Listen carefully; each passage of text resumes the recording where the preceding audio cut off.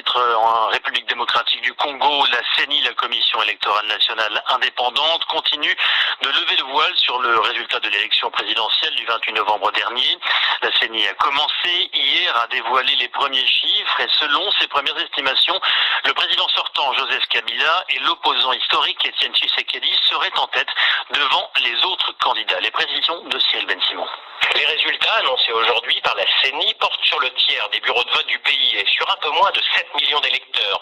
Pour l'heure, il se confirme que la présidentielle est avant tout un duel entre Joseph Kabila et Étienne Tshisekedi. Principalement grâce à ses scores dans le Katanga, le chef de l'État sortant dispose actuellement d'une avance d'1 million de voix sur l'opposant historique. Pour l'instant, selon la commission électorale, Joseph Kabila recueille plus de 47% des suffrages, alors que Étienne Tshisekedi obtient plus de 32% des suffrages. Cette avance est tout de même à pondérer, car le taux de compilation des résultats est très inégal en fonction des provinces. Par exemple, la CENI a déjà donné des scores de plus de 54% des bureaux de vote du Katanga et seulement un peu plus de 3% pour ceux de Kinshasa, ce qui pourrait permettre à Étienne Tshisekedi de remonter son retard, tant la capitale est un bastion de l'opposition. Actuellement, Joseph Kabila fait la course en tête dans le Katanga, le Bandundu et dans toutes les provinces de l'Est du pays, alors que Étienne Tshisekedi est lui premier dans les deux Kasaï, au Bas-Congo, dans l'Équateur et à Kinshasa. La photo de l'élection présidentielle est toujours floue, mais elle commence à s'affiner. Il faut tout de même rester très prudent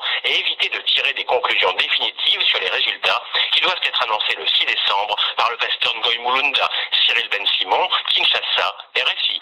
Et ces premiers résultats, bien que partiels, sont contestés par le principal candidat d'opposition RDC, Étienne Tshisekedi. Ce soir, c'est néanmoins toute l'opposition qui se réunit derrière lui, derrière Étienne Tshisekedi, pour demander au président Kabila d'accepter sa victoire, la victoire d'Étienne Tshisekedi. Écoutez à ce sujet l'appel lancé par Vital Kamerhe, l'ex-président de l'Assemblée nationale, souhaite la mise en place d'une médiation africaine avant qu'il ne soit trop tard. C'est une démarche pour sauver la démocratie et la nation. Nous avons vu ce qui s'est passé au Kenya, nous avons vu ce qui s'est passé au Zimbabwe, nous avons vu récemment ce qui s'est passé en Côte d'Ivoire. Les choses se sont empirées parce qu'on n'a pas anticipé. C'est pourquoi nous voulons demander aux uns et aux autres qui ont une influence quelconque sur ceux qui veulent bloquer la machine de résoudre le problème maintenant plutôt que de voir maintenant le président défiler, aller voir Kabila, aller voir Tshisekedi, aller voir Kamerhe pendant qu'il s'attire dans la ville. Non, faisons-le maintenant. Le perdant est connu, le gagnant est connu. Nous demandons aux sages africains, quelques poids lourds africains, puisque nous voulons que ce soit une médiation totalement africaine. Quelques présidents africains peuvent venir dire à leurs homologues que l'alternance, ce n'est pas la fin du monde. Vous pouvez revenir dans 10 ans, dans 15 ans, mais laissez la nation congolaise en paix. L'ex-président de l'Assemblée nationale, Vital Kamerhe, qui était également candidat d'opposition à l'élection présidentielle du 28 novembre dernier, il s'exprimait au micro de Bruno Minas. J'ajoute pour compléter cette page consacrée aux élections en République démocratique du Congo qu'une manifestation d'opposants appartenant à la diaspora congolaise s'est tenue cet après-midi à Paris. Manifestation pour dénoncer le soutien supposé des Occidentaux au président Kabila lors du scrutin présidentiel.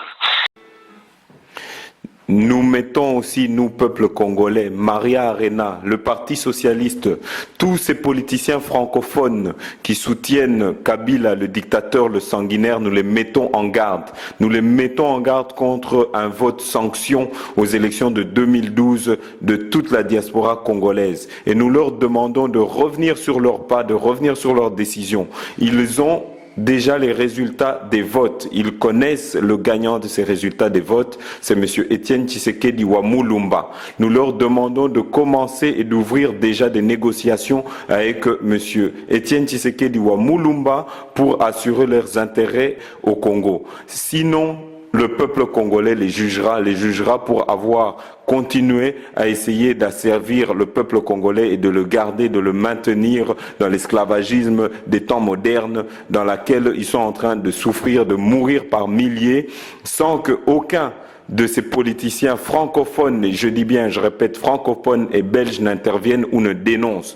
Donc la politique de Louis Michel, de Maria Arena, nous n'en voulons plus dans un Congo. Nous voulons un Congo libre dans lequel on ne va pas voler la victoire du peuple congolais. C'est quand même honteux d'écouter Madame Arena dire que ces élections se sont bien passées, se sont bien déroulées, pendant que nous avons vu des bulletins de vote cochés au nom de M. Kabila qui ont été saisis par la population, pendant que nous avons vu des bourrages des urnes dans lesquels la population civique est intervenue pour stopper. Madame Arena, honte à vous. Madame Arena, nous n'avons pas honte de vous, même si vous êtes franc-maçonne. Nous nous battrons contre la franc-maçonnerie car c'est un combat du peuple congolais pour sa libération et nous allons arriver à la libération du peuple congolais. Madame Arena, où êtes-vous quand on tue le peuple congolais le 26 novembre, quand on a tué en masse plus de 18 civils congolais? Et c'est ça que vous appelez une élection qui s'est passée sous apaisement, une élection apaisée? C'est ça que vous appelez une élection apaisée? Vous les Occidentaux, aujourd'hui nous vous regardons. Vous les Occidentaux, aujourd'hui on connaît votre jeu et nous le dénonçons à la face du monde. Nous, le peuple congolais, on a décidé de se lever. Si on doit être le premier peuple à faire une révolution à partir de l'étranger, eh ben nous la faisons. La façon dont vous nous voyez marcher dans les rues, la façon dont vous nous voyez dénoncer vos manigances, nous les connaissons. Vos intérêts politiciens, nous n'en voulons plus au Congo. Madame Arena, moi, Jeannot Kabouya, je vous mets au défi de me dire que cette élection a été apaisée pendant que nos frères, nos sœurs ont été tués, sont tombés, sont morts. C'est ça que vous appelez une élection apaisée? Madame Arena, ne regardez pas vos intérêts francs-maçons, regardez l'intérêt du peuple congolais qui souffre tous les jours. Commencez par dénoncer ces femmes violées, commencez par dénoncer cette mauvaise gouvernance. Et nous remercions en même temps le gouvernement flamand et les politiques flamands et les médias flamands qui ont depuis le début dénoncé le caractère dictatorial de ce pouvoir en place. Nous remercions la communauté flamande qui soutient le peuple congolais dans sa démarche de libération.